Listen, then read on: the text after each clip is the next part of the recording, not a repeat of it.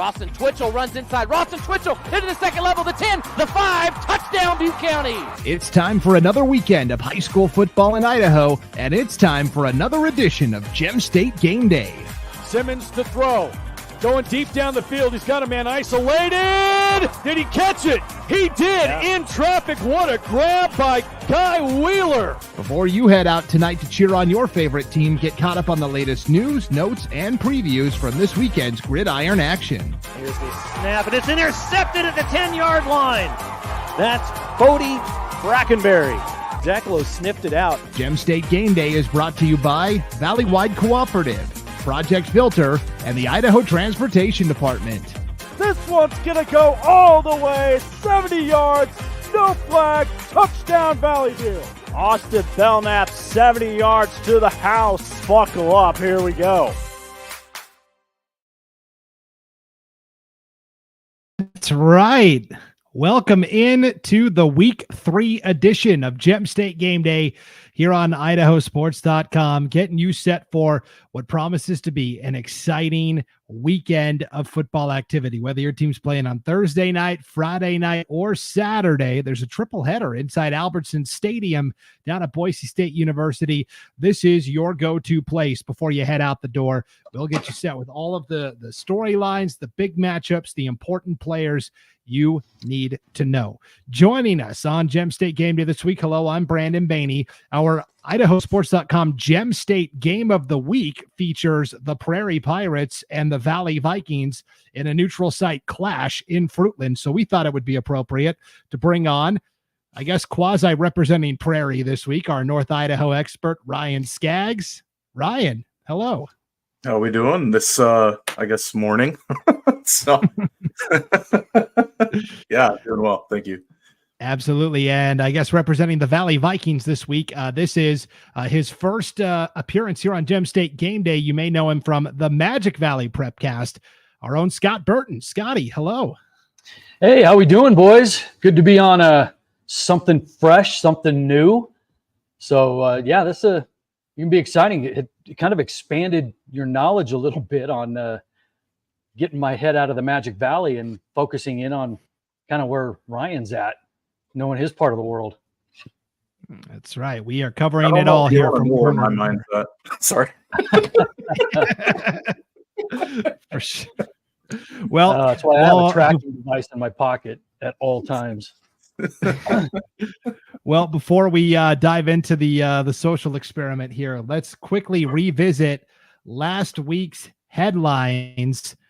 This is where we bring you essentially the big stories, the big takeaways from what was a really thrilling week 2 of the Idaho high school football season. So last week's headlines, probably the biggest one was Smoky Skies caused cancellations and venue changes. 6 games were canceled, most of them 8-man contests. We had several postponements. We had teams like Rocky Mountain and Hawaii playing in Homedale. Bishop Kelly even went from hosting Bonneville to playing in Bonneville. Another headline, both ends of an SIC doubleheader decided by late field goals. Timberline beats Bora 24-22. Brooks Edgar, 32-yard field goal as time expired. Boise then beat Capital right after that, 36-33 on a 31-yard field goal from Travis Bardich with 8 seconds left. And our last headline, Idaho finishes 4-3 at the Rocky Mountain Rumble. Mountain View, Coeur d'Alene, Highland, and Rigby all picked up wins. Kimberly, Skyline, and Teton fell to out-of-state opponents. It was a really fun weekend of competition at the Rocky Mountain Rumble. We saw some really good out-of-state teams on display, but our uncut gem of the week, this was the most exciting game, regardless of classification, regardless of anything surrounding it, just the pure uncut, most exciting game there was. Our uncut gem of the week, Ryan, actually takes us to North Idaho, where Grangeville and Timberlake did battle in a non-conference affair. They're in separate classifications. Grangeville is a 3A school. Timberlake is a 4A. And here's the scenario. Timberlake has the ball at the 1-yard line of Grangeville, leading 36-32 with 1:30 to play. It's 4th and goal. They decide to go for the touchdown. If they score here, they put the game on ice. Instead, disaster. They fumble. Grangeville recovers at the 3. And then Ryan, Grangeville drives 97 yards in the final 1:30 to stun the Tigers 38-36. 18-yard touchdown pass from David Goykoa to Thane Williams as time expired. Yeah, talk about a phenomenal ending to that ball game too. Thinking that you're going to put things on ice if you're Timberlake, kind of heartbreaking there. You go from the hero to the heel pretty quickly there, and hats off to Goykoa and Grangeville going the distance. Short time left on the clock, running that last play. I believe it was 2 seconds left in the game. From the 18-yard line, Goykoa rolls to his left, goes back to his right, finds Williams open underneath the goalpost in the back of the end zone on a throw that you wouldn't normally want to coach your kid to make going back across the grain, but throws an absolute dart right to the chest of Williams, and the rest is history.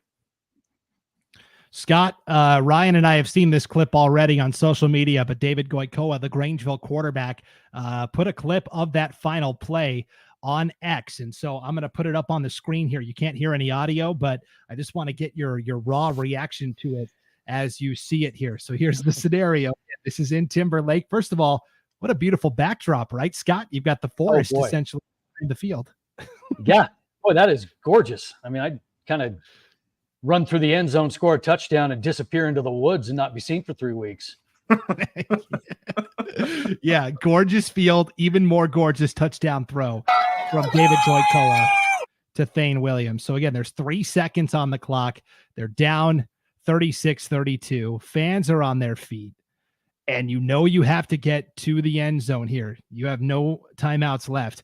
So look at this, Scott. He starts rolling out to the right, then reverses back and rolls out to the left. Now he's going across his body, sets, throws, Thane Williams all alone, back of the end zone, game over. Wow. It's one of those plays where you drop everybody in coverage, but nobody's really kind of locked in on anybody. They're all just kind of falling back into some sort of 8-man zone coverage. And the rule is don't let anybody behind you. And they did. Don't let the quarterback get past you on the 3 guys that are rushing. He didn't. But it's almost one of those things that, come be aggressive and get after it defensively. I think sometimes when we do those things, the longer the play goes on, the worse it gets for the defense, obviously. But, hats off to Grangeville and the athleticism of their quarterback just to keep the play alive. Yeah, just a tremendous win. So Grangeville, the favorites up north in that 2A Central Idaho League, a thrilling win that perhaps could carry them moving forward. Scott, an exciting win like this, what does that do for a program in terms of momentum going into the next week? Well, that's the funny thing about all these games is, and you're going to hear me talk a little bit more about that kind of thing when we get to kind of our games of the week and the certain classifications. But, in the game of football and a game of life in general, you gotta know that you can't get too high and you can't get too low. And then looking at it from both sides, Grangeville, absolutely, revel in the excitement of a wonderful game, a great drive, a fantastic play at the end. But then guess what? Move on to next week. And then if you're Timberlake, you just chalk it up to a learning experience about learning to put things away, but it doesn't define your season. So you just have that little, not too high, not too low. It is what it is. And you move on. But it is something that these kids and these fans are going to remember for a long time because it was exciting. Yep. And on the other side of the coin here, Ryan, if you are Timberlake, how do you pick up the pieces and get ready for the next game? There's a saying, flush it, right? You got to lay a stinker there at the end and you just flush that one and you got to move on. There's probably some things in that game I think that they watch on film because Grangeville's a good team. That you're probably going to say like, hey, we had a good team on the ropes late. But it's executing at the line of scrimmage, executing on your exchanges, executing on your handoffs, those things you can coach. And, you fix the correctable things, the things that you have control over, those are controllables. And so when you have that ability as a coach, you can just say, hey, here's where we screwed up. But next week we get a chance and an opportunity. I think they're playing West Valley of Spokane this week. To where they can address that and try to execute better this week and just move on. It's not going to set them aside from their ultimate goal of winning a league championship. That game doesn't really mean anything in the terms of leagues and stuff like that. It could affect playoff seeding certainly, but you got bigger goals in front of you, so you just keep moving forward and kind of flush that one and move on. Yep. And we will talk more about Timberlake and the rest of the 4A schedule here in just a moment. But let's start by taking a look at since Grangeville was the victor, we'll take a look at the 3A schedule for this week, guys. And here's how we do it on Gem State Game Day. Here is the league schedule. Grangeville actually 1-0 on the season. They get into Central Idaho League play in District 1-2. They'll host Priest River. Priest River's actually making their season debut. Right out of the gates, you got to play the league favorite in Grangeville. One other conference game, it's in Districts 4 and 5, the Southeast Idaho Conference. Declo 2-0 and Aberdeen 1-0. Otherwise, a whole slew of non-conference games. Scott, since this is your first time on the show, I will give you the first pick here on this 3A schedule of games. What jumps out to you? Well, obviously for me, it's going to be Declo at Aberdeen. This is a Declo team with first-year head coach Rhett Jones. They were, coming off of a state runner-up performance last year in the state title game, losing to Westside. But they still have plenty of weapons coming back, and it starts up front with, Loper and Gerard, both who were all conference last year. But they run that wing T with Brackenberry and Snedeker and Gerard and Rasmussen on the outside, who's a 2-time All-State guy. So these guys are bringing weapons back, coming off of a second-place finish. But the storyline is they're in a new conference now. And it's no longer Declo and Wendell. They have stepped up to a conference that is pretty loaded, with Westside and Aberdeen and Wendell. And, you take a look at a team like Aberdeen, they run a double wing, and they're bringing back a lot. We talk about, I think we mentioned Lupe Ortiz taking over last year when Driscoll got injured. And what did he end up doing? Just becoming conference player of the year. He's back, and they've got a first-year head coach in Derek Jolly. And this double wing versus this wing T, this game could be over in about 11 minutes because the clock's not going to stop. But I am interested in Declo's first conference game in their brand new conference, which is stacked. And this could be a really physical football game. Ryan, what jumps out to you? I could be the homer and go with one of the games up north, but there's one that kind of caught my eye right there at the bottom, that Wendell-Marsing game. I think could be really interesting. I mean, you look at Wendell, they're going to be well coached. Coach Helmandaller does a great job with that group. I believe he's still coaching there. With Marsing, a team that we know what they've been in the past, but there is a coaching change there. And, so that game right there, I think for me really kind of pops off the screen. If Wendell can get on a run, I mean, they're going to make things competitive down in their conference down there. And, Marsing, if they've got hopes to make some playoff noise this year, I think they've got to make a good push and defeat a team like Wendell. That's a key non-con game for sure. I'll highlight the battle of 1-0 teams. Malad at Ryrie. Ryrie is a team a lot of people are high on this year out of the Nuclear Conference over there in District 6. They bring back 9 starters on offense, 9 starters on defense. They dropped 55 points on Soda Springs in their opener last week. Malad, meanwhile, won a very low-scoring game against Lyman, Wyoming. And so I'll be very intrigued to see if Ryrie can move to 2-0. That is the game that I will keep an eye on there. All right, when we come back, we will take a look at the big dogs. That's right, 6A, 5A football. There were some exciting games last week, but we're looking ahead, and there are some primo matchups on the schedule, including the Northwest Invitational Showdown that Rocky Mountain High is hosting, where it's going to be Washington and Oregon opponents against some of Idaho's heavy hitters from the 6A ranks. That preview is coming up right after this break. You're watching Gem State Game Day on IdahoSports.com. We're Valley-wide country store. For 100 years, we've been your #1 choice for food, fuel, farm supplies, and just about everything else you could need to get you through your day. We know you work until the job is done, and so do we. For gas on the go or a little extra to help you get down the road, you can count on us. We are proud to employ your neighbors and to be a cornerstone of your community. We're Valley-wide. Yesterday, today, and tomorrow. We're here for you. Welcome back to Gem State Game Day on IdahoSports.com, broadcasting live here on Thursday morning on the IdahoSports.com YouTube channel, Facebook page, and X account. You could, of course, watch this on replay at any time, Thursday or Friday as well. Brandon Baney with Ryan Scaggs and Scott Burton. Gentlemen, let's take a look at the 6A schedule here for week 3. It's all non-conference battles. There are some juicy matchups at the Northwest Showdown. Rocky Mountain and Rigby and Highland and Eagle are all going to play really good teams from Oregon/Washington. But Ryan, I will give you the first pick here in the 6A slate. What game jumps out to you? I'm not going to be a homer again. I'm going to choose that Chiawana Rocky Mountain game. The Riverhawks out of Pasco. That is a historically very strong program. If Rocky Mountain wants a statement win to kind of prove they belong in the top echelon of teams at 6A in Idaho, they're going to have to beat teams like the Riverhawks. Chiawana's got a really, really strong program. They're in a really tough conference too. They've got some great teams that they play week in and week out in the Tri-Cities. You got teams like Kamiakin and Kennewick and Hanford, Richland, those schools that have historically had some really strong programs. Rocky's going to have their hands full. Chiawana historically has, their enrollment's huge too. Their school's hovering right around 3,000 students. So they got numbers galore coming into their program. So Rocky, if they want to make a statement win, it's going to happen on the blue turf this weekend.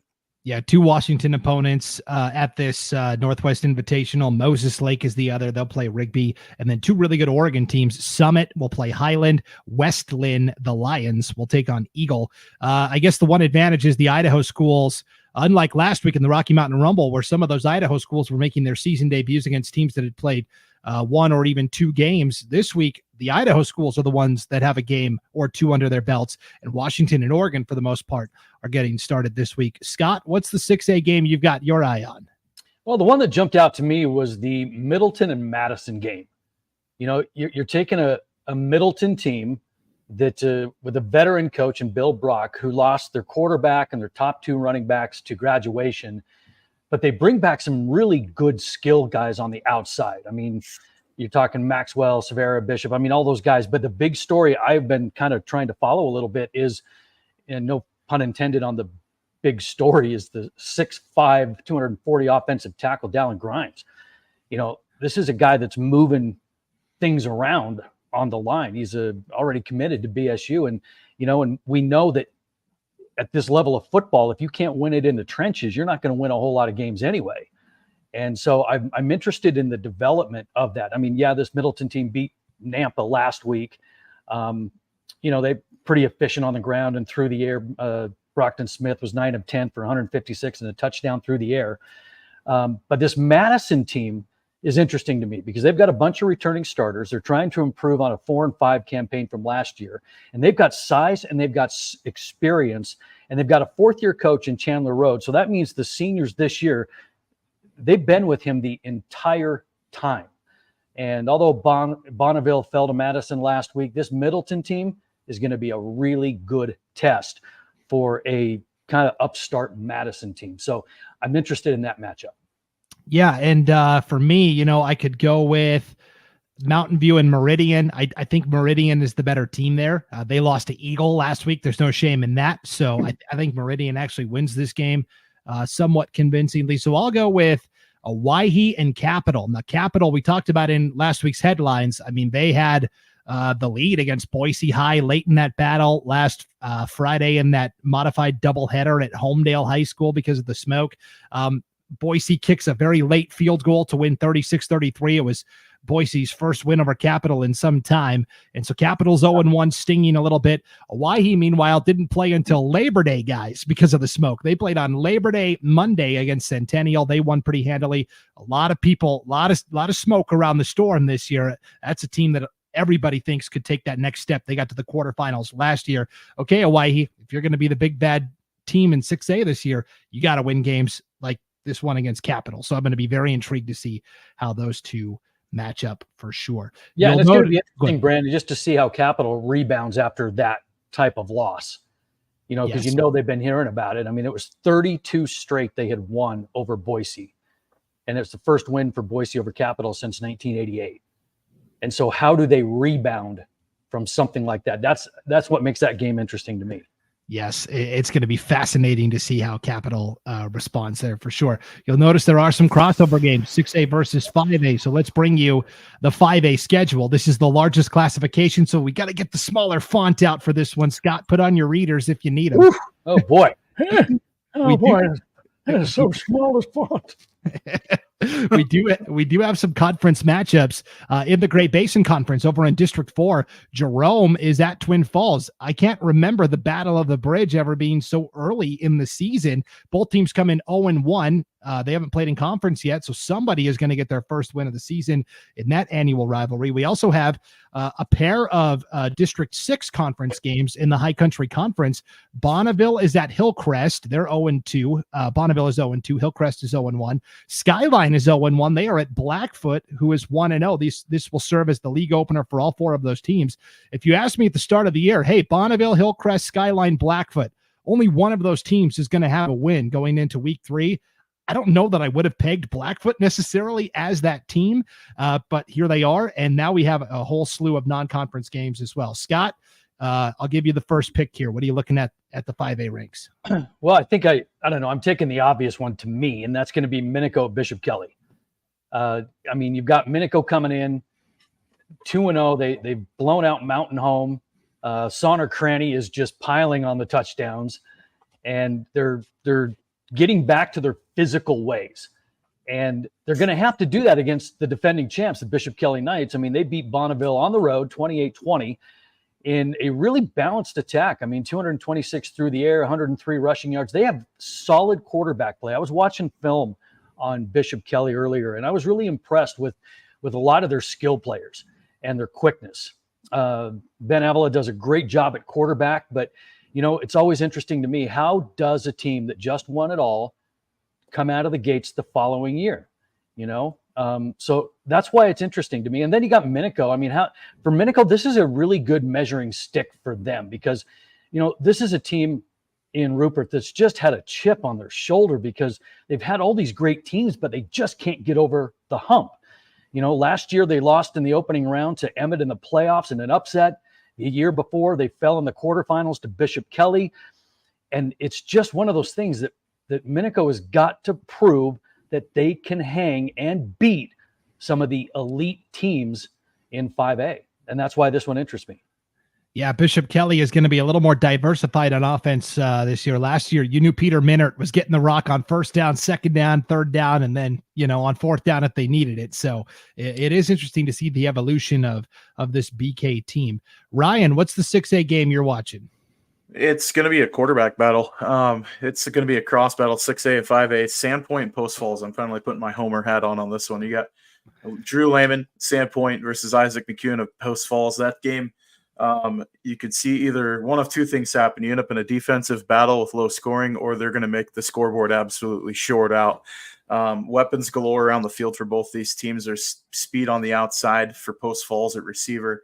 Sandpoint's very stingy up front on the defensive front. Their front seven, one of the better groups in 5A, in my opinion. They're deep on the defensive and offensive line with just big bodies. They got some road graders up front. They're going to be able to run the ball well too. Post Falls, though, is no slouch. I mean, they've been able to historically, their running game has always been good. Coach Bennett does a phenomenal job preparing his team for big games. And, you know, we've seen this become kind of a nice little rivalry over the last few years, and they've typically played like week 1 game or week 0 games. So this, with both teams either having 1 or 2 games under their belt coming into this one in Post Falls, look for a dandy of a ball game on Friday between these two programs. Yeah, I guess I'll take the rivalry game then over in District 6. So we have the Battle of the Bridge, Jerome and Twin, earliest I can ever remember it happening. And then also Bonneville and Hillcrest, the Civil War. This is, again, the earliest I can remember some of these rivalry games happening, only in week 3. We just barely got past Labor Day. Hillcrest will debut their brand new field. They have their own home stadium. They're no longer sharing with Bonneville. They have their own digs now. It's a nice field. They'll get to debut it against their most hated rival from Bonneville. Somebody's getting their first win. Hillcrest 0-1. They got smacked around by Madison last week, which we'll find out how good Madison is this week against Middleton.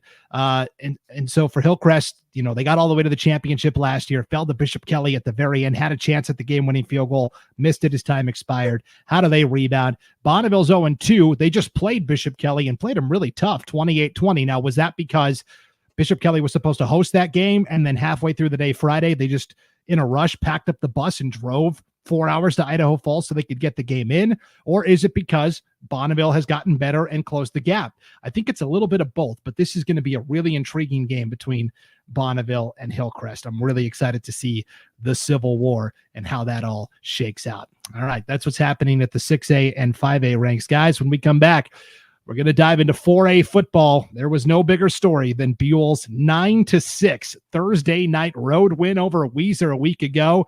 It was one of our IdahoSports.com pick six games, and wouldn't you know it, not a single one of us, not the three of us, nor Logan Green, Paul Kingsbury, or Sean Kane, none of us picked Buell to defeat Weiser.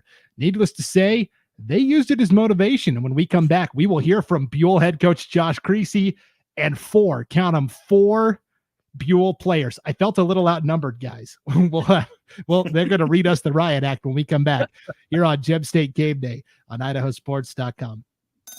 A hit in the morning, another between class, after school, and more before bed. Vaping sucks you in quick. Not to mention all the chemicals and health problems everyone's talking about. That's why thousands of teens are ready to take back their life their own way with My Life, My Quit. When you sign up with us, you'll get a free and simple quit plan that makes it easier to stop vaping. Visit mylifemyquit.com or text Start My Quit to 36072. Welcome back to Gem State Game Day here on IdahoSports.com. Brandon Baney, pleased to be joined by a quintet of Buell Indians. Buell had a breakthrough performance in a 9-6 road win over Weiser last Thursday night. And of course, the experts at IdahoSports.com, not a single one of us picked Buell to win that game in our IdahoSports.com pick six. So when we make a wrong prediction, we've got to own it, and that's what I am here to do on behalf of the company. Let me introduce our quintet of Buell Indians. We'll start with the players in front.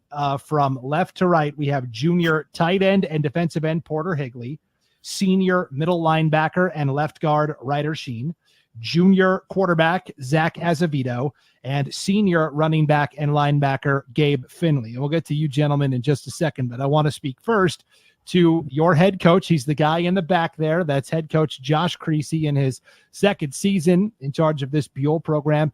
Congratulations on the win, Coach. What was your message to the team after you guys pulled off that 9-6 win? Yeah, thanks for having us on. This group of kids is great, honestly. These kids, they've been putting in the work, and since we've been here in Buell, it's just been a process of getting closer and closer to reaching our goal. I think the last couple of years, we've had Weiser. We just had those couple of plays here and there that kind of haven't gone our way. And my message to the kids was just, hey, anything's possible. You guys have put the work in, believe we can do it. And it's us against everybody. And let's just go out and get it done. Yeah, this happened to you guys last year, too. You had to go to McCall Donnelly in the opening round of the playoffs. A lot of people said, oh, boy, that's a tough place to go play, and the Vandals are so good. And you guys pulled it off then, too, as well. You guys really thrive in that underdog role, right?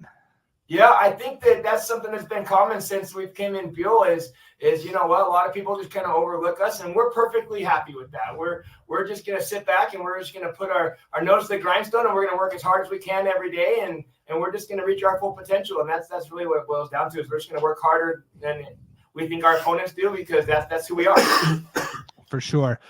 Full disclosure, this show usually airs live Thursday mornings on IdahoSports.com. We are pre-recording this part of the show on Labor Day. Coach Creasy, you're going to be somewhat busy here this week, right? Yeah, absolutely. In about 12 hours from now, I'll be having a baby girl, and we're super excited about that. Oh my gosh. Congratulations. What a blessing. What a gift. So excited for you and your family. Will you be back on the sidelines for the next game, or have you got a contingency plan in place? I will be at practice tomorrow. And that's just who we are. And you know what? We're going to enjoy the baby, that blessing in the morning. But my wife is so supportive, and she would want nothing more than for me to come and be at practice, just like I asked the kids to do, and we're all in. So awesome. I'll be here. I love that mentality. Congratulations again on the win, Coach Creasy. I'll let you get back to getting ready for preparations for the baby, and I'll talk to your guys. Thank you so much. Of course. That's Josh Creasy, the second-year head coach of the Buell football program. And now let's talk to the guys that actually made it happen out there on the field. I'll start with you, Porter Higley, junior tight end, defensive end. Congratulations on the victory. How did it feel to go to Weiser and beat a team that Buell hasn't beaten in a really long time? It was awesome. The whole game was super hyped. I think we kicked a field goal with about like a little over a minute left. And like I feel like that's why I knew we were gonna win, because we played super good defense all game, and they hadn't had a lot going for them to passing wise. So I felt like we were gonna stop them. So that's when I got so excited. And then for like 30 minutes after the game, like any small thing would happen, and then the whole team would go crazy because we were so excited. Like we have like a bat, and you carve a little mark in it whenever we get a win, and we carve the mark in. As soon as we stopped carving the mark in, we all just started screaming and act like we won the Super Bowl. That's awesome. So it's like a baseball bat that you carve into? Yeah. We Awesome. carve our wings into it. Yeah, do you guys have it? Can you show us? Yeah. Let's see that shit. This mark right here. Can you see it? Yeah, hold it up a little higher. Okay, oh so yeah, it's got the year and your record on there. So a mark's a win. So the 2024 we got one, and we went crazy over that. That's awesome. I love that. What a great tradition. How did that start? Whose idea was that? It's Greasy's. Yep, new tradition. Cool. I love it. That's awesome. Let's talk about that defense. Ryder Sheen, you're the Mike backer. You're the captain of the defense. That's something that Buell has really prided itself on historically, and certainly over these last 2 years. You guys are not fun to play against, right? Oh yeah, hopefully not. Yeah, that's what we pride ourselves on, is definitely our defense, and it obviously showed, especially against Weiser being a hard running team, and you can tell they weren't running the ball very well against us. So yeah, we speared them. And meanwhile, Zach Azevedo, you're the quarterback on offense. So you're the leader of that side of the ball. You guys bring that same physicality, that same toughness. You run over people on the – it's no picnic to face you on a defense either. Yeah. It was the defensive battle for sure, but our offense gave Finley, running back, he did a good job. Ran the ball pretty good. Can throw it there. We did. Got some yards. Yeah, what's something, because you played last year as well on offense. What were some of the goals that you set for yourself, Zach, in terms of improving your performance on the field this year? My goal is to get a lot of passing yards, to break the record here in Buell. Is that something are you close to that? Do you know what the number is? No, I have no idea. Okay. When it happens, He's about halfway there. Okay, that's Coach Creasy off camera there, about halfway there. That's good. And you're only a junior, so you've got lots of room to operate still. That's great. And of course, the more passing yards you put up, the more likely Buell's going to keep on piling up the wins as well. So let me get to Gabe Finley, because you've been a key leader of this team as well on both sides of the ball, running back and linebacker. What do you prefer more? Just stiff arming or running over somebody as a ball carrier, or pursuing somebody on defense and being able to bring them down? I like both. I like smashing kids on defense. It's really fun. Just playing football. I just like it. Awesome. Okay. Now this is your chance. I'm going to give each of you a chance to publicly shame not only me, but the experts at IdahoSports.com. Last week in our pick 6, we all picked Weiser to win. You guys went over there Thursday night, took care of business. I know you guys were very motivated. So we'll start with Porter, and then we'll go to Ryder, and then Zach, and then Gabe. Go ahead and let me and our company have it. Go ahead. You guys get a little pay cut after that, or what? I wish, sadly. Yeah, no, we I don't blame you guys. We never beat them. We haven't beat them I don't know what it was, 20 years or something. But it's good motivation. It got us going. We're passing around the bus before the game, the predictions, and we were like, I can't believe none of them picked us, and not even a single one. We're like, they're stupid. Oh yeah, we have been accused of many things. Being smart, not necessarily one of them. Ryder, let me have it. Yeah, no, it was definitely funny, very motivational. So I think you guys definitely helped us there. It was more more of like, damn, they really think we ain't gonna beat their ass, but we got it done. So. Oh, I love it. Zach, what did you think when you saw that? I thought that we needed to go out there and play our hardest, like prove everyone wrong. I can't agree more than that. Gabe, you get the last word on this. Yeah, I was the one that started showing everybody in the bus. I was sitting up front, so I seen it on my phone. I'm like, hey, everybody got to see this. So I started walking down the line. I'm like, look at this, look at this, look at this. And I was like, let them bet against us. So keep betting against us. I like it. Yes, we'll gladly continue to supply that motivation. Was this before the game or after the game you saw this? This is before the game. I was walking down the aisles. I was like, look at this, look at this. Yeah, and everybody was like, oh, that, yeah. We were getting pumped up in the bus. Awesome. Glad we could be a small part of it. You guys did the heavy lifting, though. It's been a lot of fun to watch you guys over the past year and a half continue to build this program up, and we are so excited to see what you guys continue to do this year. And might be a while before Buell's on the old pick six again. You know, we might just play it safe. We don't want to alienate Buell Indian Nation again. But guys, I appreciate it. All right, there you go. The Buell Indians letting us have it, guy. Ryan, what was your reaction when you saw that? You guys are getting paid.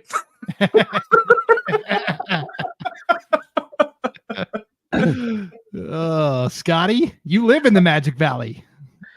Yeah, I like their blue collar tough mentality, and that is, I mean, it's kind of like the adopted Boise State mantra. You know, nobody respects us. Nobody thinks we're going to win.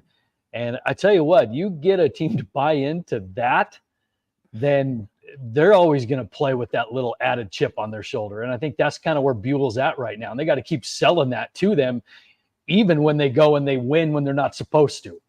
So, but yeah, that's a good group. And I'm kind of excited to see how far they can go, because that was a good confidence boost on the road against Weiser. For sure. One last update on Buell, and then we'll get to the schedule and who Buell is actually playing this week. I did get this from Coach Creasy late Tuesday night. He sent this to me. Make a sandwich like you were doing. Yes, dear. And making sure she gets that. As long as we're looking for her ear, her shoulder, and her little hips to all be in line. And the team made me a ball and signed it. Baby Sierra arrived this morning. Mom and baby are doing happy and healthy. Everything is going great. Thanks for the interview on the podcast. Just wanted to give you an update. Baby was born this morning. Mom and baby are doing great. How cool is that, huh? That's awesome. Yeah, as a dad, you know, that's one of those things I got a chance to, when I was coaching at the time when my son was born too. And that's a cool feeling when your kids are bought into your life events too, outside of the football field and everything else. Like, you know, that brings that family aspect full circle when your kids are supporting you and part of what's going on in your life. And congrats to coach and wife and the newborn baby. That's awesome, and wish them all the best. Yep. Scott, the team got him a football. Welcome to the team, Baby Sierra 2024. You know, the coach's life is such an intricate, deeply woven network of people. It's not just where you punch a time card and you show up. I mean, you've got families that are intertwined, and you know, if you don't have a coach's wife or a coach's spouse on board, you're not going to be successful. But at the same time, the bonds that you're building with those players that you have, they become part of your family and your kids as well. And so when something like this does happen, the good programs, it's like they all just had a kid, you know, and it's a pretty special feeling, because, you know, like Ryan, I was in the same boat when I had my daughters. I was coaching, and my teams just adopted them just like they were their own. Yep. Yeah, she's got how many kids there are in the program. She's got that many uncles now. That's pretty cool. Pretty cool feeling. Yep. That's awesome. All right, guys, let's take a look at the 4A schedule for this week, the week 3. It's all non-conference affairs. So Ryan, I'll let you lead off here. Give me a 4A game that jumps out to you.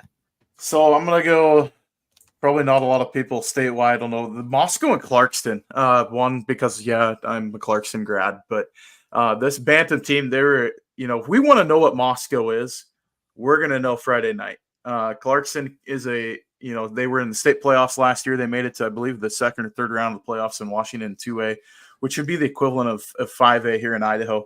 We don't really know a lot about them. We've seen them play down a classification, when they played Kellogg, and then they took on a Caldwell team who's been going through struggles of the last few years. But this Moscow team, they've got some fanfare around them. We really want to know what they can do at the 4A ranks this year. Well, we're going to find out when Clarkston and them, square up on Friday night.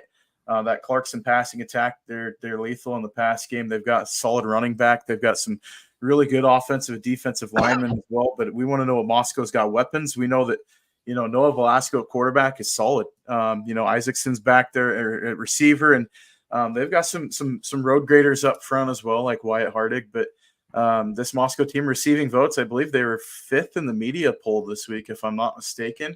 Well, if we want to take them for real, let's see how they can do Friday night in that ballgame. Yeah, Moscow in their first year playing down a level. 4A, they petitioned down for competitive reasons. 2-0 to start the year. The degree of difficulty increases a little bit here for the Bears, for sure. Scott, what's a 4A game you got your eye on? Well, the one that jumped out at me is Snake River at Kimberly. This is a game between quite possibly the best 0-2 teams in the state, right? And something's got to give here.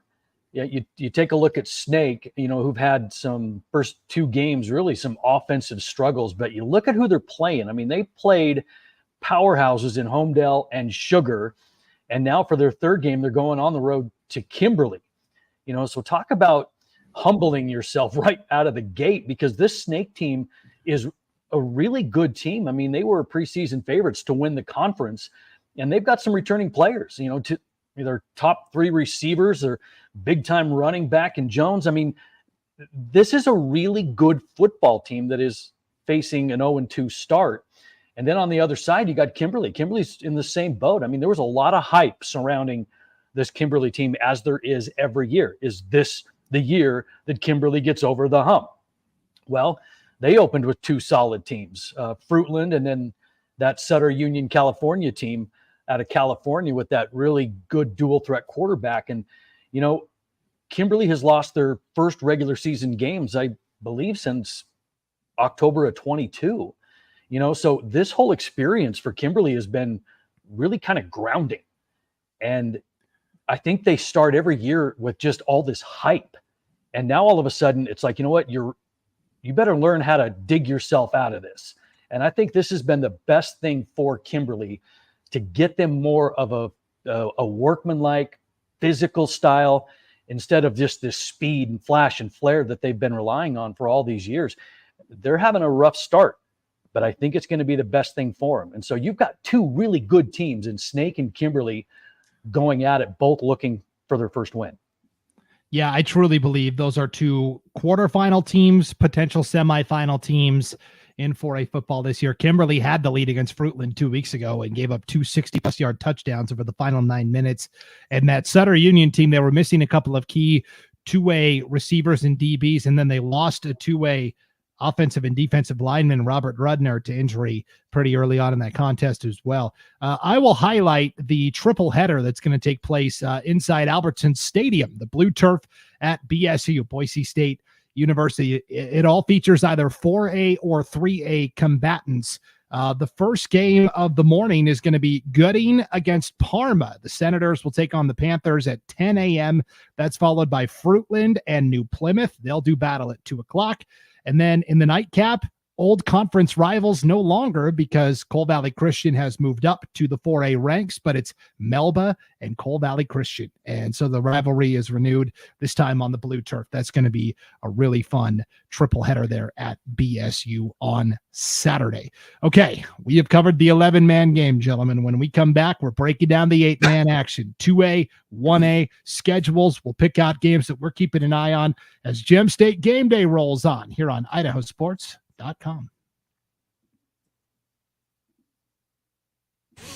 Later.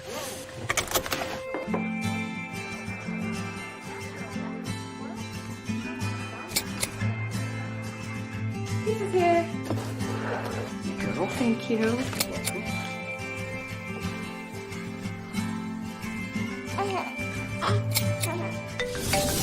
Hello? I was in an accident. Are you okay? Yeah, I'm fine. I had my seatbelt on. Welcome back to Gem State Game Day on IdahoSports.com. Brandon Baney with Ryan Scaggs and Scott Burton. Let's get to the 8-man action here in Week 3. This is the Class 2A schedule. One league contest. It's in the White Pine League, of course, because there's 8 teams. There's always going to be somebody. And then starting next week, almost everybody's going to be in conference play. Logos at Lapway. Both teams are 1-1 overall, but the difference is Logos is 1-0. They won their White Pine opener last week. Lapway was 0-1. They fell to Kamei in their White Pine opener. Otherwise, a whole slew of non-conference games, a lot of 2A versus 1A crossover battles. Ryan, I'll let you bat lead off here. What's the 2A game that's on your radar? This one's I see a lot of games that could be close or not close at all. So it's like picking one. I'm just gonna go because of name notoriety, but it's not the team that we remember. But that Oakley Kendrick game to me is gonna stand out a little bit because I want to see Kirkland at quarterback. See if Kendrick can light up the scoreboard again. They put up 86 last week in their game. Can they keep the good times rolling with the Tigers? That game I believe is going to be played at neutral site at Homedale, if I'm not mistaken. Yes. So get Kendrick on turf with the speed, Hunter Taylor, a whole cast of characters around him. I mean, that team is absolutely just bloated. If you look at talent at the skill positions, we knew last year's team was great. This team, offensively, I was talking to Coach Hobart. He said that they could be better this year. So that's a pretty tall task. It's a big, bold statement from their coach, but he really, really likes this group. And Oakley, I know, is not quite the same team that they were in years past, but they still have some talent. That's still a team that they're now both at the 2A ranks. And Kendrick would like to make a statement that they are not the new kid on the block. They are the team to be knocked off this year. Yep. Scott, what's the 2A game you're watching? Well, the one that jumped out to me was number 2, Butte County traveling to Cary. And this Butte County team is really interesting to me. I mean, they gathered a lot of headlines last year. Their veteran coach, Sam Thorngren, he's going to have some work to do because they graduated 9 seniors from like an 8-man team. But this Butte County football program just gets dudes out for the game, so they've got numbers. And of course they won it all last year and won a D1, but how do they handle a season where they lost a bunch of those seniors and graduated the big storyline, which was Dylan Waymeyer and the motivation behind that season? And if you followed any football in high school last year, you know about that story. But now all of that's gone. How do they respond? And I'm interested to see that. But they do have some solid returners coming back, including their quarterback, a couple of running backs. And so far, they're not off to a bad start. Logos and Valley, they got wins over. And now they'll face a very good Cary team on the road. And you talk about Cary, who got a win decisively over Murtaugh. Well, they're finally returning to their old stomping grounds. It's the Sawtooth Conference, and it's something that you and I talk about quite a bit on the Magic Valley Prepcast. But this is a Cary team that they return a bunch of dudes led by their quarterback, Preston Wood, and who's really, really a good quarterback and some stud linemen. They got some guys up front that can move people around, and they've got a lot of juniors out, which means depth, and now you've got the reigning champs coming to your house. I think it's a statement game for both of these teams, especially Cary, but I'm really interested in this particular 2A game. Yeah, there's some really juicy matchups. Butte County, you mentioned Dylan Waymeyer. He is taking a semester before he goes on to college. So he's actually a coach on the sidelines, holding the clipboard, keeping those guys motivated. So that's definitely something Butte County is going for them. Scott, you mentioned Murtaugh, so I'll tackle that. Murtaugh did fall to Cary last week. They were picked in a tie atop our preseason coaches poll in the Snake River Conference here at the 2A level, along with Oakley. Well, both of those teams are 0-1 to start, not the start they envisioned. They are going to take on a Grace team that is hopping mad. They had a lead against Raft River in the second half last week. They ended up losing by multiple scores to Raft River. And so Grace, who is now 1-1. I still think is a Final Four worthy team in the 2A ranks. They are going to give Murtaugh their absolute best. And so are the Red Devils really legit with first-year coach Chad Young? We are going to find out Friday when they go into the Hornets' nest there down in Grace. That is going to be a fantastic battle. And then let's wrap up, guys, with the 1A schedule here. Again, it's a lot of the same games. There are a couple of 1A specific matchups, though, that are just juicy. Scott, I'll let you pick first here. Well, the one that obvious is the Rockland-Dietrich matchup. You've got number 2 coming into number 1, and, it's early season rankings, so, whatever that means. But, you've got Rockland at 1-0 with a big win over Camas. Blew out the Mushers, and they avenged that semifinal loss from a year ago. But, I think the big storyline with Rockland is how are they going to replace Teague Matthews? This is one of the top quarterbacks in the state last year at any level. He was so good that he earned a preferred walk-on opportunity at the University of Utah. He was getting that kind of attention. And this was a guy that was accumulated for nearly 4,000 yards. He was 76% of their rushing yards. How do you replace that? And so the thing for me is, what are the returners going to do? Because they do have some kids coming back. And how are these coaches going to get these kids dialed in without their playmaker? Because when you have somebody that good, they just make everybody else's job so much easier. But now it's not going to be as easy. And what are they going to do? But they got dudes coming back. Radford coming back, the Held boys, Crump. Let's see how they come together. That's the storyline I'm looking for in Rockland. And then Dietrich, they're poised to make another postseason run under first-year head coach Garrett Estelle. And, if you follow Dietrich football, Estelle, he was a standout player just a few years ago in 2016. And now he's going to be their head coach, taking over for his cousin Brody, who took over from Rick, which was Garrett's dad. So follow the family tree, and you're going to have an Estelle there. But anyway, the legacy continues. But this is a team that's bringing back a bunch of weapons too. You've got Torgerson, and you got Perkins, and who are a couple of all-state players. And the experience that Dietrich brings back is impressive. And that's why this game intrigues me. Yeah, one wrinkle to the matchup. Rockland, they beat Camas County last week. Sophomore Xavier Parrish was tabbed to be the new quarterback, taking over for Teague Matthews. He threw 3 touchdowns in the first half, left with an injury, did not return. Junior Isaac Held comes in. Well, he throws for 3 touchdowns too. It sounds like it's going to be Held at quarterback, at least for the foreseeable future, while Parrish works his way back. But hey, either way, Rockland's in pretty good hands, no matter who they put back there at quarterback, apparently. So that's going to be an interesting battle for sure against Dietrich. Ryan, what jumps out to you?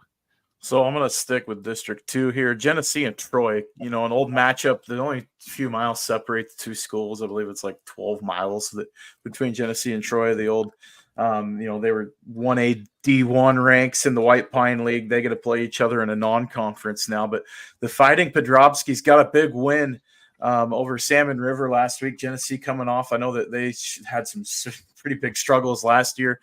How can the shot in the arm of a win coming off that game, going into Troy, a team that was, historical rival for them, but a team that's also, hasn't been tabbed to finish necessarily that high in the White Pine League. I think it's an interesting matchup between these two programs, both 1-1 coming into the game. Troy needs a little bit of a boost to get some momentum going into league play. Genesee, I think if they can get a win here, that's really going to bode well. I see it going into league play with Lewis County coming up, Timberline coming up, Deary. That conference is kind of anyone's game. If somebody can get some momentum and get some belief in their program, I know Coach Podrobski does a great job with motivating his young men. And, that's a team I see that could be lurking maybe for the playoff bid out of the White Pine in District 2. Yeah, and I'll take Council at Kamei. It's a 1A versus 2A matchup here. Council 1-0, Kamei 1-0. Council started slow against Lewis County last week. A lot of turnovers early. Only won 28-20. If they start slow against Kamei, that's going to be a no-go there in the 1A ranks. All right, guys, we're going to take one last break and come back and get to our game picks for this week. Which team will we alienate this week here on IdahoSports.com? We'll find out right after this on Gem State Game Day. A hit in the morning, another between class, after school, and more before bed. Vaping sucks you in quick. Not to mention all the chemicals and health problems everyone's talking about. That's why thousands of teens are ready to take back their life their own way with My Life, My Quit. When you sign up with us, you'll get a free and simple quit plan that makes it easier to stop vaping. Visit mylifemyquit.com or text Start My Quit to 36072. All right, welcome back to Gem State Game Day, IdahoSports.com. Hey, let's get to what's on tonight at IdahoSports.com and this weekend as well. Well, we've got a lot of matchups for you. Prairie and Valley, our Gem State game of the week in Fruitland, 6:30 Friday night. Timberline at Cuna, Emmett at Burley, Pocatello at Idaho Falls, Kellogg making the trip across the state to North Fremont, and then Weiser making a long trip up to Lakeland. All of these games are on Friday evening. Also Saturday, we will have for you that Kendrick and Butte County showdown. Are you ready? It's going to be a fun week 3 of action, guys. It is time to unveil our picks this week for the IdahoSports.com Pick 6. We pick basically 6 games, 1 from each classification, and we try to predict who we think the winner will be. So you see, I'm all alone in first place at 8-4. Ryan is 7-5 this year. Scott, you are 2 games back at 6-6. You might be wondering, hey, where's Logan and Sean and Paul's picks? Well, you'll have to keep it tuned in to IdahoSports.com's social media accounts. We will release the full slate of picks after this show airs. So we were pretty much in consensus, except Scott, you took Valley. Ryan and I both took Prairie. Ryan chose Rockland. Scott and I both chose Dietrich. And then I took Teton, and both of you took Marsh Valley. So otherwise, we all picked Madison. We all picked Bishop Kelly to beat Minico. And we all picked North Fremont to hold serve at home against Kellogg. But man, it's going to be a really fun weekend of football here in the state of Idaho. Scott, you did it. Your first Gem State game day. I'm so honored to be here. But I tell you what, no, like I said in the opening, talk about expanding your scope a little bit too. You know, I mean, you pay attention to the state, just being a fan, but you don't necessarily dig the stories up when you're isolated in just one area. And so, man, I loved it. I love it. I'm watching everything with a kind of a renewed vision of the storylines and even up where Ryan's from, just kind of hearing what's going on up there. It's like, man, I'm interested in that game now. So, but I love this, our version of college game day, but it's high school game day. And I loved it. It was awesome. Yep. It is going to be a really fun edition of week 3 football here in the state of Idaho. Travel safe wherever you are headed this weekend. And we will see you back here next Thursday morning for another edition of Gem State Game Day. But until then, for Ryan Scaggs and Scott Burton, my name is Brandon Baney. Thank you for tuning in to Gem State Game Day on